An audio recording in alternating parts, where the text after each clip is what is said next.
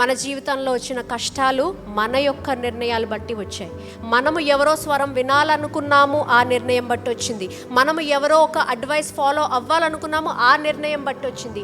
నేను ఆ యొక్క ఫ్రెండ్ మాట విన్నాను, ఆ నిర్ణయం బట్టి వచ్చింది. Every problem in your life is maximum because of your own personal choice. దేవుని జ్ఞానం లేకుండా, దేవుని యొక్క ఆదేశము లేకుండా, దేవుని యొక్క చిత్తానికి విరుద్ధముగా నడిస్తే కష్టాలు వచ్చాయి. కానీ మనం ఏం చెప్తాము? సాతాన్ వల్ల వచ్చాయండి, ఎవరో చెప్పిన దాని వల్ల వచ్చాయండి. We will not agree that it is because of us.